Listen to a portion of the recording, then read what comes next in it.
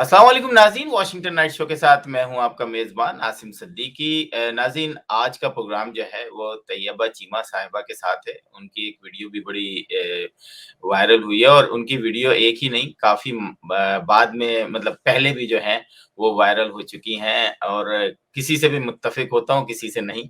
लेकिन ज़रूरी नहीं है, इंसान यही है कि आप किसी से जो एग्री और डिसएग्री का जो है वो खाना रख सकते हैं, लेकिन बदतमीज़ी नहीं कर सकते। और यही बात जो है वो तैयबा चीमा साहिबा ने अपनी वीडियो में भी कही और आज हमारे साथ हैं। आज हमसे इनसे सवालात भी करेंगे। न्यूयॉर्क में जो है पाकिस्तानी कम्युनिटी की जो है बड़ी हरदिल लज़ीज़ शख्सियत भी हैं और काफ़ी मीटिंग्स वगैरह और कम्युनिटी के काफ़ी कामों में जो है इनका नाम लिया जाता है। तैयबा चीमा साहिबा, आपका बहुत-बहुत शुक्रिया हमारे प्रोग्राम में आने के लिए। Thank you. अस्सलाम वालेकुम। तैयबा साहिबा, हमने पिछले दिनों देखा, वैसे तो हम 3.5 साल देखते रहे और कहीं न कहीं किसी न किसी तरीके से अपने ख़यालात का इज़हार भी करते रहे।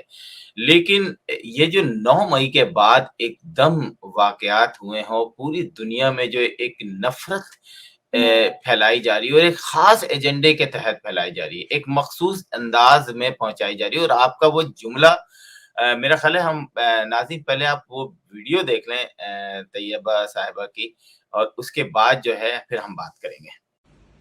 आर्मी और पाकिस्तान लाज़िमो मलज़ूम है, पेंटागन और व्हाइट हाउस लाज़िमो मलज़ूम है। ओके, तो आर्मी के खिलाफ नफरत जिसने भी पैदा की है, 4 जर्नल गुजरे हैं, सबके नाम आते हैं। जनरल पाशा, तुम सुन रहे हो तो मैं पैगाम देती हूं। General Zaheerul Islam, general Bajwa, general Faiz, enough is enough. लेकिन जो सिटिंग जनरल है आसिम मुनीर, उसका क्या कसूर है? वो तो अभी आए हैं, वो तो गंद तुम्हारा समेटना है, उसको क्यों गालियां देते हो? वो सिपा सलार है, हमारा मुल्क बचाने आया है। तो इसलिए जी तैयबा, आपने देखा, ये बात आप ही वाला सवाल मैंने यहाँ पर एक उनके ज़िम्मेदार से पूछा कि यार आप ये तो बता दें कि आसिम मुनीर का इसमें क्या कसूर है? तो उन्होंने कहा वो हमारे बंदे पकड़-पकड़ के अंदर डाल रहा है। तो मैंने उनसे कहा कि जो आपने किया है, तो वो उसमें बंदे को पकड़े नहीं तो क्या करे? तो ये बताएँ कि एक ये परसेप्शन है कि ये जो बंदे पकड़ के अंदर डाल रहे हैं, ये गलत है। वो ये नहीं सोच रहे कि पाकिस्तान की तारीख में आज तक पाकिस्तान की तज़लील इस तरह नहीं हुई कि पाकिस्तानी अवाम जो है, वो फ़ौजी तनसीबात पर हमला कर दें। उन लोगों के जो मुजस्मे बने हुए हैं, जो कि शहीद हुए हैं और उनकी यादगारी मुजस्मों को तोड़कर और जो गन्स हैं, जो यादगारी तौर पे लगाई गई हैं कोर कमांडर हाउस पे, उसको नाले में फेंक दें, वो उनकी बात में समझ में नहीं आती। मैं चाह रहा हूँ कि आप बताएँ कि ये आखिर ये दोनों तरफ से क्यों नहीं सोचते? ये वन साइडेड क्यों सोच रहे हैं? हमें इनकी कोई परवाह नहीं, ये क्या सोचते हैं। ये एक बहुत बड़ी बगावत थी जिसको अल्लाह ने हाथ रख के आप लोगों मुल्क को बचाया है।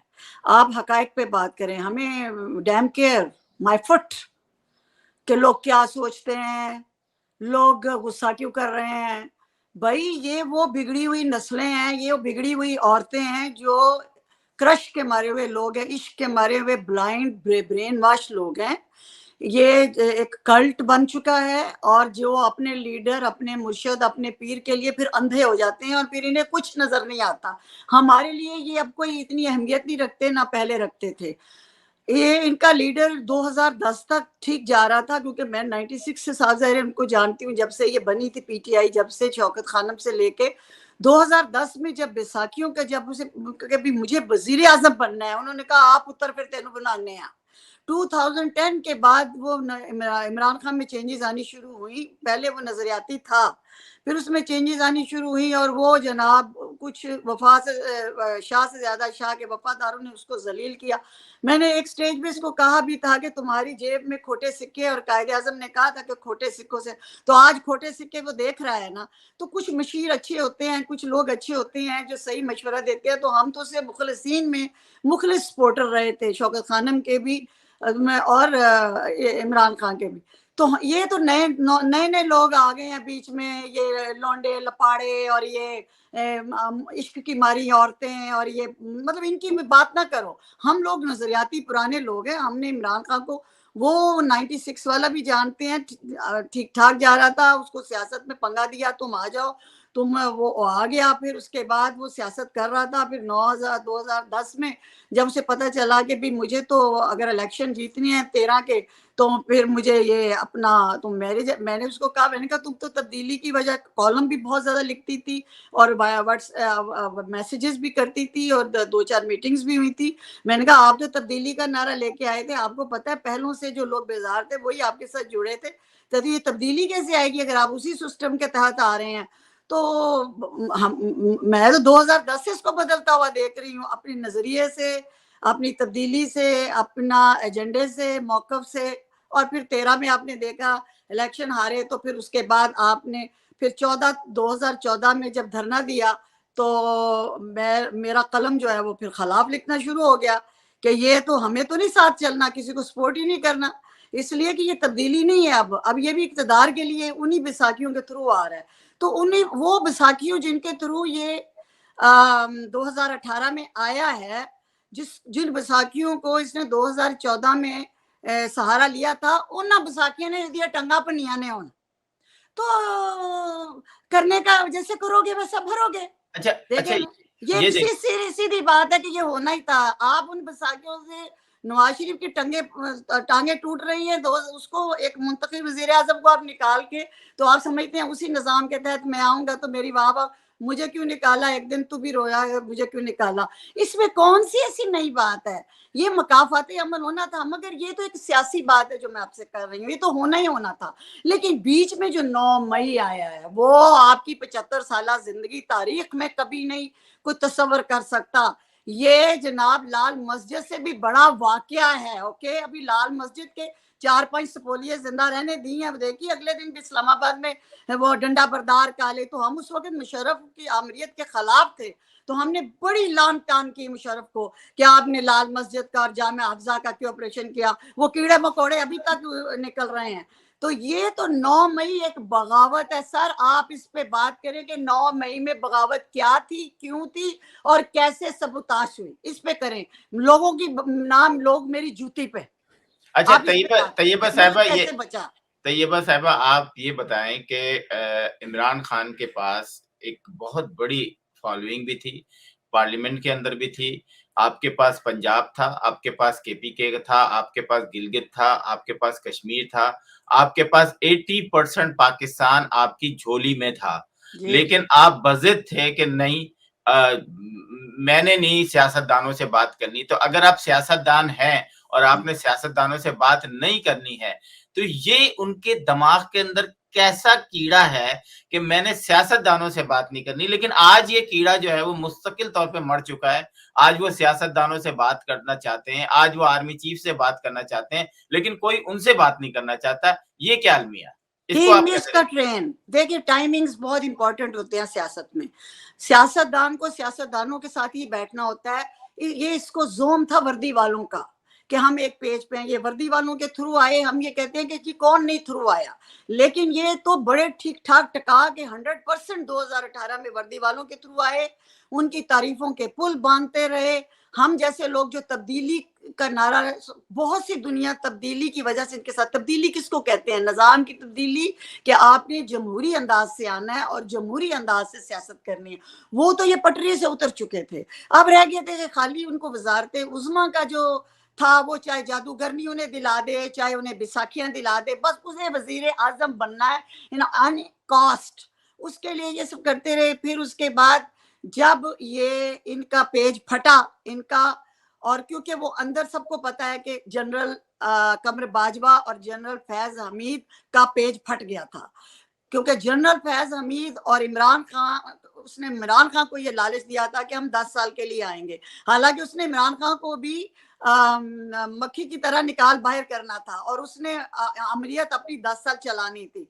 जब ये बाजवा को पता चला कि भाई ये तो अंदर बहुत बड़ी गेम है, और इसके अलावा ये कि अंदर बगावत पल रही है और अंदर अदारे के अंदर ग्रुपिंग हो रही है, और फिर इसके अलावा जब ये रशिया गए तो वहां स्टेट सीक्रेट्स भी शेयर हो रहे हैं और बहुत सी चीजें, तो उस वक्त उन्होंने अपना हाथ खींचा। जिस दिन जनरल बाजवा ने अपना, जो कि उसने टू मच इन्वॉल्वमेंट थी, उनकी टू मच इन्वॉल्वमेंट थी सियासत में, इमरान में, लेकिन जब उन्होंने हाथ खींचा, ये बच्चा जो पहले गोद में था बाजवे के, पटाख करके जमीन में गिरा। जब गिरा तो इसके सर पे चोट लगी इस बच्चे को। तो इस लाडले बच्चे नुन्ने मुन्ने चुन्ने को जब सर पे चोट लगी तो इसको कुछ समझ नहीं आई, और फिर ये अदम इत्माद चूंकि उसी गिरने को कहते हैं, तो जब ये उठा तो इसने कहा कि भाई रेड लाइन।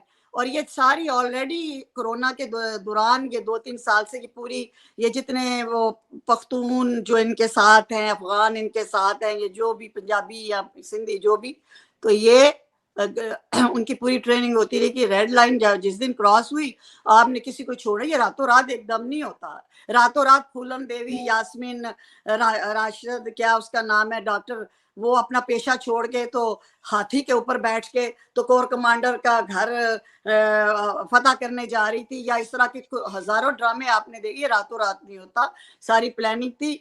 तो ये खुद जो इसने कुआं खोदा था उसमें ये उसी में गिरा है। बिल्कुल। अच्छा, और 9 मई जो है उस पे कभी कंप्रोमाइज नहीं होगा। अब ये चीखें, अब ये इसको जुल्म कहें, इसको दहशतगर्दी कहें, इसको जो दिल चाहता कहे, हमने कहा ना माय फुट, क्योंकि 9 अच्छा, मई में इतनी, अब मैं आपको बताऊं कि इसका नक्शा क्या होना था।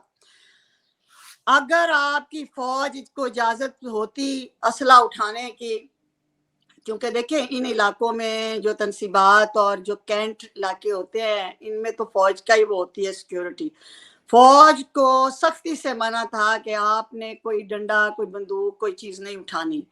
हमें छावनी, मैं भी, मेरा भी ताल्लुक छावनी से और डिफेंस है, आंखों देखे हालात जिन्होंने, जो 2 फुट पे जिनके घर हैं 2 गज में, वो लोग जो हैं वो पीटीआई के भी हैं और नॉन पीटीआई, उन्होंने भी यही चीजें बताई कि अगर कोई फौजी था भी तो वो बंदूक लेके कांप रहा था, वो उठा नहीं सकता था। इतने सख्त ऑर्डर थे कि शहरियों पे आपने कोई बंदूक, कोई गोली, कोई कुछ नहीं उठानी। अगर एक बंदा भी मर जाता या किसी एक औरत का सर फट जाता तो जनाब आज आपकी यूएन से लेके पूरी दुनिया आपके खिलाफ होती। दुश्मन और यहूदो नसारा की रियासतें यही चाहती थी कि अदारा कमजोर हो जाए, बगावत फौज में हो जाए, ताकि इनके एटमी असासों पे हम काबिज हो जाएं और पाकिस्तान को हम अफगानिस्तान बना दें, हमारा मोहताज हो जाए। ये प्लानिंग बड़े सालों से उनके पीछे है। इसके लिए इनको मोहरा मिल गया। ये जो गोद से गिरा हुआ था, जो पहले गोद में सेफ था बाजवा की, जब उसने पटका तो ये जनाब इनको मोहरा मिला। अच्छा, तैयबा साहिबा, हम लोग भी, आप भी, मैं भी, या हामिद मीर साहब हैं, पाकिस्तान के टॉप जर्नलिस्ट जो हैं, जो इस वक्त अपने प्रोग्राम कर रहे हैं, हम सब जो है, हम आर्मी की पॉलिटिकल सियासी मदाखलत पे प्रोग्राम करते चले आए हैं, उनको जो है काउंटर करते चले आए हैं। कराची हो या केपीके हो या दूसरी जगहों पर मिसिंग पर्सन पे हो, हम उनको, लेकिन हरगिज हम उस नहिज तक नहीं पहुंचे, ना ही उसके करीब तक पहुंचे जहां पर दुनिया में पाकिस्तान आर्मी की तजलील हो। हमने देखा कि पाकिस्तान के जो इदारे हैं उन्होंने लिस्ट बनाई है और वो अभी 932 हैं। उसमें से कुछ लोग जो हैं जो सोशल मीडिया पे एक्टिव हैं, कुछ लोग जो हैं जो पाकिस्तानी पासपोर्ट रखते हैं, उनकी लिस्ट है। नाज़रीन, हम आपको थोड़ा सा उसके बारे में जरूर बताएंगे और फिर तैयबा साहिबा के पास चलेंगे।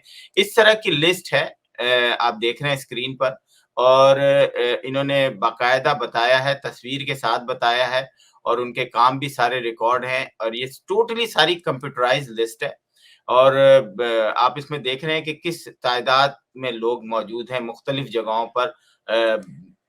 अगर आप टोटल इंडेक्स में भी देखें तो हर जगह पर उन्होंने बताया कि जी 108, 208, 425, 440, किस किस किस्म के लोग, इन्होंने कैटेगरीज बनाई हैं, और उन कैटेगरीज में जो है वो ये सारी चीजें जो हैं बताई गई हैं। एक और चीज मैं तैयबा साहब आपके साथ शेयर करूंगा। एक ऐसी लिस्ट है जो जिनके पासपोर्ट जो हैं वो इनके पाकिस्तान के नहीं हैं, तो उनको उन्होंने शायद एंट्री लिस्ट में जो मेरी बात हुई एक हमारी सोर्स से, तो उनको या तो वीजा नहीं मिलेगा, अगर वीजा उनको मिल भी गया तो और उनके Pakistan Naik of card cancel हो जाएंगे। हाँ, लेकिन जो ममालिक जो हैं, जो लोग नाइबकॉब कैंसिल करके वीजा लेके जाएंगे, मेरा आपसे कहने का और तमाम ओवरसीज पाकिस्तानियों के कि जी आप जो है अपने जोश खिताबत में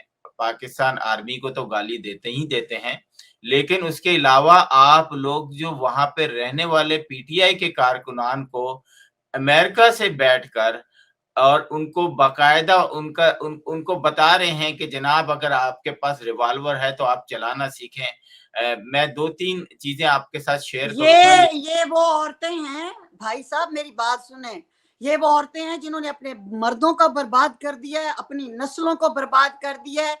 ये इसके पीछे औरत है। सही कायदे आजम ने कहा था कि पाकिस्तान को का इस्तेहकाम और इसकी तरक्की औरत और कलम है। जब औरत निकल जाती है ना अपनी औकात से बाहर, ये खुद ठंडे मुल्कों में रहते हैं, ड्यूल नेशनल है, इनके पास बाहर के पासपोर्ट है, अपनी औलादें इनसे संभाली नहीं जाती, गोरों कालों से शादियां कर रहे हैं गैर मुस्लिमों से, और ये अपना ठंडे कमरों में ठंडे मौसम एंजॉय कर रहे हैं। पाकिस्तान ये शॉपिंग के लिए जाते हैं या इनको रिश्ते नहीं मिलते जब अमेरिका, कनाडा, यूरोप में, तो ये पाकिस्तान लड़के लड़कियां ढूंढने जाते हैं। ये वो वाली ओवरसीज हैं जिनकी आप बात कर रहे हैं, और इनको भी हम जूते पे रखते हैं। मैं आपको बताऊं, ये सिर्फ सोशल मीडिया पे ओए गोली चला दे, ओए ये कर दे, आप जाके पाकिस्तान 8 महीने, तो मैं पाकिस्तान रहती हूँ, पाकिस्तान में ये जो हालात हुए हैं अब जो 9 मई के बाद हो गए हुए हैं, ये जालिम लोग हैं, ये वाले ओवरसीज पाकिस्तानी, वो वाले जो उन्हें बरगला रहे हैं, इंतशार कर रहे हैं और अपनी फौज के खिलाफ बकवास कर रहे हैं। देखें, आप सियासत, अगर आपकी पार्टी सियासी है तो आप सियासतदानों के खिलाफ जितना मर्जी प्रोपेगेंडा करें, आप जितनी मर्जी तनकीद करें, वो आपका इख्तिलाफ राय, आपका हक है। लेकिन अगर आपने नोट किया कि अगर ये जर्नैलों को भी बात करते हैं तो बाजवे को रगड़ते हैं, फैज का नाम तक नहीं लेते, क्योंकि जादूगरनी उससे फैज लेती रही है। वो जादूगरनी के पास जितना फैज है ना, जादूगरनी तो मैंने 7 साल पहले मैंने लफ्ज कहा था कि पाक पतन से जानते हैं हम इनको, इस मनिका और इस भट्टू खानदान को, हम भी जिम्मेदार होते हैं।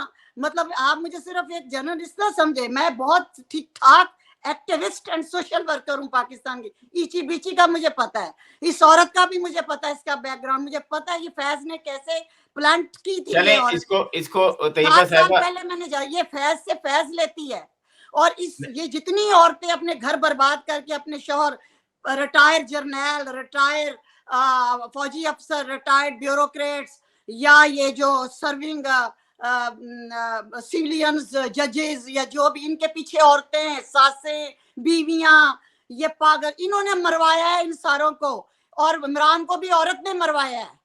तो औरत ही दोज़ख में है, और औरतों से ही दोज़खें भरी हैं, और औरतों की वजह से ही मर्द हराम कमा के लाते हैं। औरतें ही हैं जो अब 9 मई में जिनके पुत्र और बंदे बाहर निकाले हुए, और औरतें ही हैं जो बरगला रही हैं। तो खुदा का खौफ करो, जितना भी बकवास करना है ना सियासतदानों को करो, लेकिन क्यों अब अपनी जिंदगी, उन लोगों की जिंदगियां बर्बाद कर रहे हो जिनके पास सिर्फ पाकिस्तानी पासपोर्ट। मैं अपने करीब से आपको स्टोरीज बता सकती हूँ कि अगर कोई गया है ना रिन्यू कराने पाकिस्तानी पासपोर्ट, जो कि एक्टिविस्ट पीटीआई का है, और जिसने सिर्फ एक्टिविस्ट की बात नहीं है, जिन्होंने सोशल मीडिया पे एंटी आर्मी चीफ पोस्टर्स लगा के गालियां दी, या उन्होंने खुला प्रोपेगेंडा किया, ये जिस तरीके से भी, तो उन्होंने रिन्यू नहीं किया, बैन कर दिया पासपोर्ट। मैं उन लोगों को जानती हूँ जिनके नाइको बैन हो चुके हैं, हत्ता कि मैं उन लोगों को भी शर्पसंद जिन्होंने इंतशार दिलाया 9 मई का, मैं उनको भी जानती हूँ जिनके फ्रीज बैंक में जो अकाउंट्स हैं वो फ्रीज हो चुके हैं। और मैं आपको क्या क्या स्टोरीज बताऊं, आपके पास वो उतनी स्टोरीज भी नहीं है किसी के जितनी मेरी। मैं सिर्फ देखें मेरी बहनों, मेरे भाइयों, ओवरसीज पाकिस्तानी, भले तुम ड्यूल नेशनल हो, भले कुछ हो, देखो जो होना था हो गया। कुछ Imran Khan is no more, okay.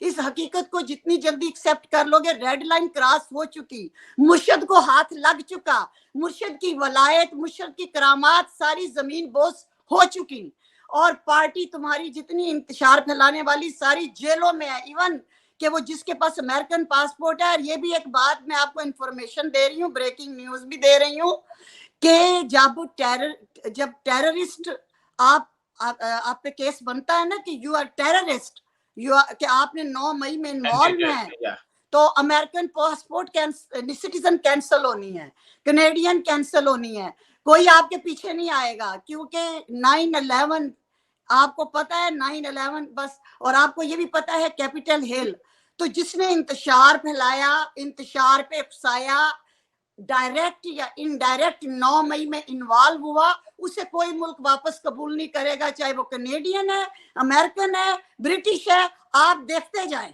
तो इसलिए मुझे अपना हमदर्द समझे, आसिम को अपना भाई समझे, बेटा समझे, हम आपके हमदर्द हैं। बस कर दें, ना मरवाएं पाकिस्तानियों को, ना खुद मरे। Thank you very much. अच्छा तैयबा साहबा, आप इन 3 वाकयात जो मेरे सामने हुए यहाँ पर, और जिस तरीके से हमारे यहाँ मीडिया ने, जो वाशिंगटन में मीडिया के आउटलेट हैं, सवाए 1-2 के, किसी ने रिपोर्ट नहीं किया। पाकिस्तान की एम्बेसी ने अपने यहाँ रिपोर्ट नहीं किया उस चीज को। जब वो वीडियोस मैंने बनाई और आपने भी देखी कि पाकिस्तान की एजेंसीज को खुलेआम मुर्दाबाद के नारे लगे, आसिम मुनीर को मुर्दाबाद के नारे लगे, आसिम मुनीर को फांसी दो के बाकायदा वो किया गया कि जी इसको फांसी दो।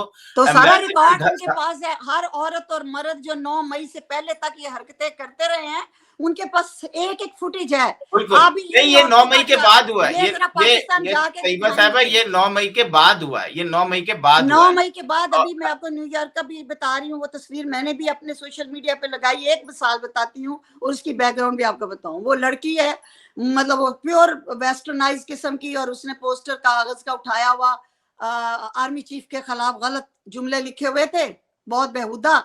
तो उसका एक्स बॉयफ्रेंड जो था वो इस चीज के खिलाफ था। वो आया, उसने आके ये न्यूयॉर्क में जो यूएन के सामने शहबाज गिल की सरपरस्ती में जो एहतजाज हुआ, मैं उसकी बता रही। उसने आके वो गर्लफ्रेंड का, आपने देखा उसका फटा हुआ पोस्टर था, उसने उसका फाड़ा कि मत करे ये काम, यानी उसको अच्छा नहीं लगा, या वो ये नहीं चाहता होगा ये खिलाफ हो।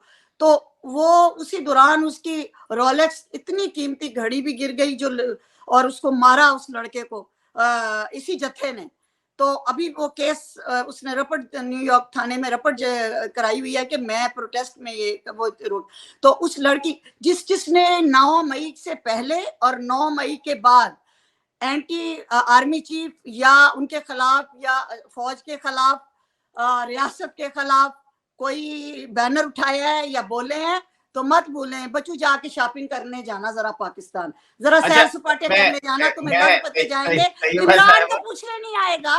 इमरान तो इतना बेमरवत है, उसने तो जिंदगी में आज तक लोगों को टिश्यू पेपर की तरह इस्तेमाल किया है। वो तो जितने जेलों से तो डिसऑन कर दिया है। उसने कहा कि जी 9 मई से बाद या आगे ये जो भी है, मेरा इन लोगों से कोई ताल्लुक नहीं है।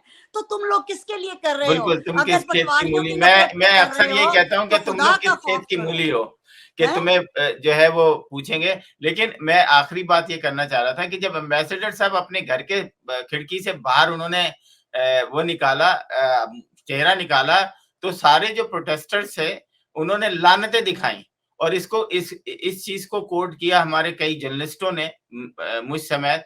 मैं चाहता हूं कि आप मुझे ये बताएं कि जो हमारे यहाँ जर्नलिस्ट हैं यहाँ पे न्यूयॉर्क में या वाशिंगटन डीसी में, वो उस तरीके से वीलॉग्स में या तो डरते हैं, और आप यकीन करें यहाँ वाशिंगटन में यह हाल हो गया है कि मैं अभी एक रेस्टोरेंट में गया तो मुझे खुली गालियां दी गई, क्योंकि मैं अकेला था और वहां इतने सारे लोग थे। मैं खामोश रहा और मुझे बड़ी हैरत हुई कि यार आप लोग मतलब इस हद तक निकल के आ गए हैं कि आपने, और वो गालियां अगर उनकी माँ बहन बेटी को सुना दी जाए ना, तो वो कानों को हाथ लगाए कि मैं 10 साल से वो गालियां सुन रही हूँ, मुझे पता है ऐसी ऐसी गाली। तो मैंने, ये तरबियत है।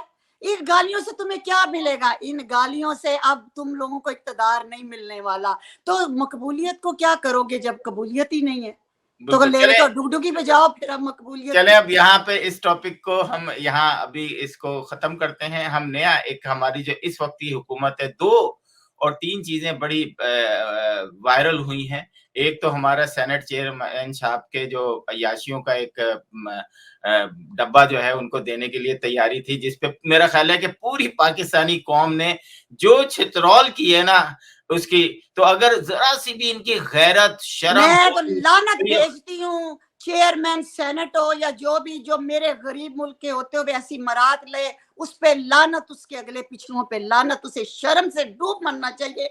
इन लोगों को खुद ही कह देना चाहिए कि इस गरीब मुल्क से हम खुदा के लिए हमें मरात ना दो, इन्हें खुद ही बकवास कर देनी बिल्कुल, चाहिए। आप सेनेटर ही ना बने, आप नहीं अफोर्ड कर आप सकते, घर में बैठे। बायकॉट करें। आप किस मुंह से इस गरीब मुल्क से इतनी मरात ले लेते हैं? आप कितने बेगैरत लोग हैं। बिल्कुल। अच्छा, एक चीज़ और कि हमारे यहाँ जब आप मुल्क में नहीं थे, जब आपके पास हुकूमत नहीं थी, तो आप कहते थे कि जर्नलिस्टों की रिस्पेक्ट करनी चाहिए, जर्नलिस्टों के हमने देखा कि हमारे साथ बहुत सारे प्रोग्रामों में जो है, हमारे वज़ीर ख़ज़ाना साहब इसहाक डार साहब भी मौजूद होते थे और बड़े पोलाइट बात करते थे। लेकिन आज की जो बदतमीज़ी उन्होंने एक जर्नलिस्ट के साथ की, जो कि सिर्फ़ पूछ रहा था वर्ल्ड बैंक के हवाले से, और वो एकदम जिस तरह का उनका रिएक्शन था, क्या कहेंगी कि ये इक़्तिदार का मतलब उनको वो है कि जी अब मेरे पीछे पुलिस भी है, मेरे पीछे पावर भी है, ये सारा काम पावर की है या इसहाक डार जो साहब जो है वाक़ई बहुत घबराए हुए हैं?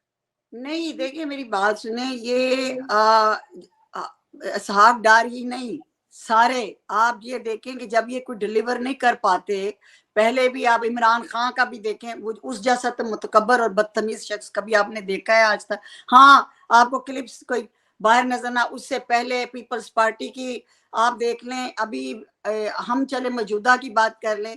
आप लोग जब डिलीवर कर रहे हों कोई चीज, तो फिर आपको गुस्सा नहीं आता, फिर आप गुजरते हो और आपके पास सहाफियों को आपको टीज करने के लिए भी कोई खास जुमले नहीं होते।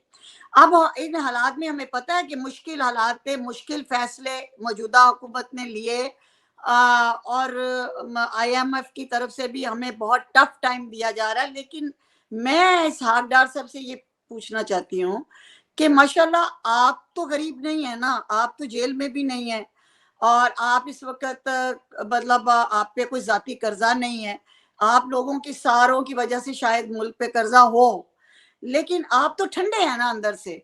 आपको किस चीज का गुस्सा आ रहा है? आपके साथ सिक्योरिटी भी है, आपके पास पावर भी है, आपके पास दौलत है, आपके पास दुनिया की, तो आप सोचिए उस गरीब का जो इतनी महंगाई में जो एक वक्त की रोटी अपने बच्चों की पूरी नहीं कर रहा, तो जब आपके दिमाग में ये होगा तो आप किसी को डांटेंगे, किसी को थप्पड़ मारेंगे?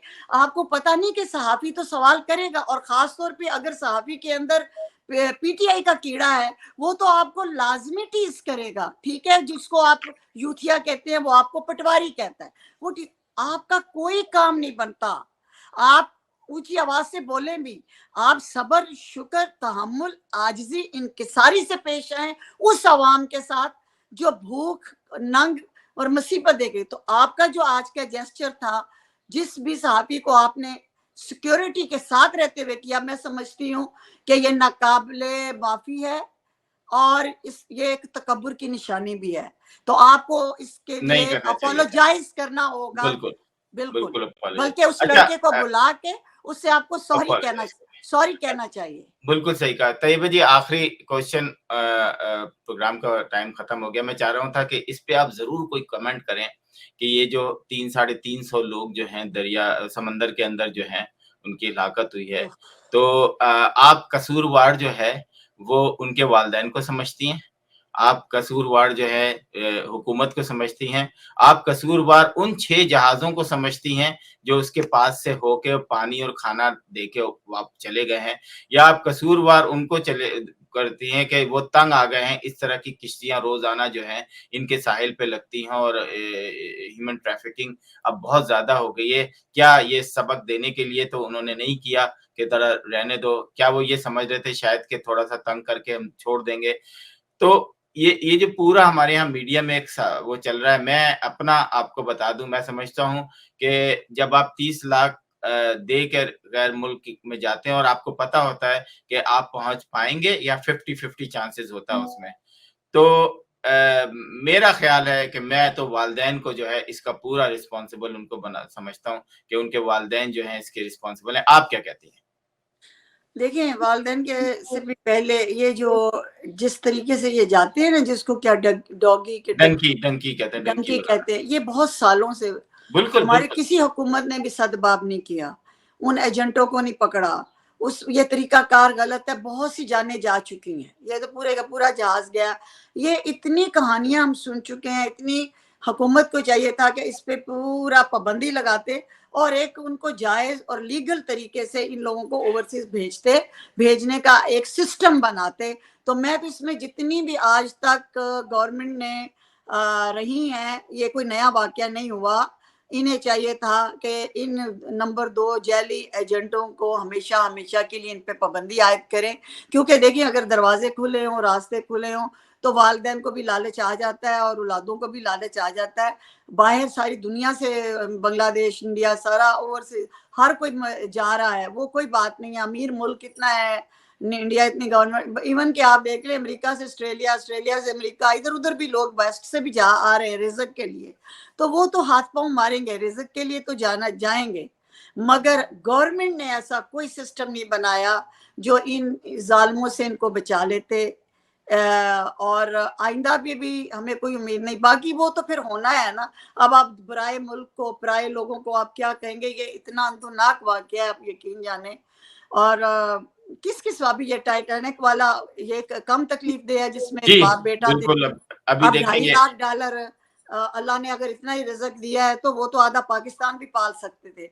लेकिन ये है कि बस शौक की बात है, शौक का कोई मुल नहीं हुंदा कि अब वो कोई कौन सा कोई बहुत बड़े वलीउल्लाह पैगंबर का मकबरा था जो समुद्र के नीचे देखने जाना था। देखिए रिसर्च जो है ना, आप देखें दुनिया में सबसे ज्यादा रिसर्च जो है ना अमेरिका के अंदर होती है, चाहे वो मेडिकेशन पे हो, चाहे वो किसी और चीज पर हो। चलें इस पे हम यकीनन दोबारा बात करेंगे। आपका बहुत बहुत शुक्रिया। कोई लास्ट बहुत बहुत कमेंट शुक्रिया नाज़रीन से आपका बात करना चाहें?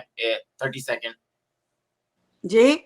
मैंने कहा कोई लास्ट कमेंट्स आपके पास हो जो नाज़रीन को देना चाहें? ये लास्ट कमेंट है कि यकीन जाने दर्द दिल से मैं कह रही हूँ कि ये जो 9 मई के बाद हुआ है, जिन्हें 9/11 के बाद के रद्द-ए-अमल का नहीं पता, तुम पढ़ लें। कोई भी रियासत अफोर्ड नहीं कर सकती, कोई भी रियासत अपने जो सिक्योरिटी इदारे, अपने रियासत की जो हिट होती है ना, उसको वो कायम रखने के लिए वो जो भी होता है वो करते हैं। अब जो 9 मई के बाद भी हो रहा है, उसमें ये शोर डालना कि जी मजलूम है, मजलूम है। मजलूम उस वक़्त ये ज़ालिम माओं ने, ज़ालिम बापों ने नहीं सोचा कि हमारे बच्चे रातों को ज़मान पार्क जाते हैं, कभी बनी गाला जाते हैं, कभी ये धरनों में जाते हैं। आखिर पहली बात तो ये है कि ये जवान लड़के लड़कियां क्यों घरों से गायब, ये हमारी बीवियां क्यों घरों से गायब रहती हैं, क्या कौन सा इनकलाब लाने जाते हैं, क्या हो रहा है पसे पर्दा। फिर उसके रिजल्ट भी आपने 9 मई को देख लिए। और अब उसके बाद अपने आप को बचा लें। मैंने अभी भी सुना कि उन्होंने 15-20 लड़के जेल से निकाले, वो फिर भागे भागे जमान पर गए और जब अब अरेस्ट हुए तो वो लापता है। ये लोग बाज नहीं आएंगे मस्जिद हफ्जा और क्या लाल मस्जिद और जामिया हफ्जा के उसकी तरह, जो अभी भी अपनी या जिसके दिमाग में ये घुस जाए ना कि ये हमारा मुर्शिद है और पाक साफ सादको अमीन है, पैगंबरी के बाद इसी को रुतबा मिला है, वो कल्ट के मारे हुए उन्होंने बाज नहीं आना। लेकिन बाकी लोग तो होश करो। सियासत को सियासत की, तुम जितना मर्जी सियासतदानों को बुरा भला एक दूसरे को कहो, लेकिन अपनी रियासत और अपने रियासती अदारों पे मजीद अब गुलफशानी करनी छोड़ दो। Passport cancel, citizen cancel, NICOP cancel, और एयरपोर्ट पे आपके लोगों के नाम होंगे। एक एक बैनर है उनके पास, एक एक चीज है। हमारे पास टाइम नहीं, आपको लिस्ट में हम मैसेज में यही दूंगी कि अपने घर संभालो। पाकिस्तान को तो संभाल नहीं सके, अपने घर, अपनी औरतों को तो संभाल लो। बहुत हो गई रन मुरीदी। ये शेखुन्निसा है इमरान खान, इसने औरतों को ही पागल किया है। ये औरतों का ही क्रश है। हर एक के पीछे या उसकी सास है या माँ है या बीवी है, बेगमात है या क्या है। ये मैं ज़बानी बातें नहीं कर रही, ये मेरा ग्राउंड पे होमवर्क है सारा। तो अल्लाह ताला सबको अपने हिफ्ज़-ओ-मान में रखे। Thank you very much. Thank you नाज़रीन, आज के प्रोग्राम में बस इतना ही। इजाजत चाहते हैं, अगले हफ्ते तक इजाजत दीजिए। खुदा हाफिज।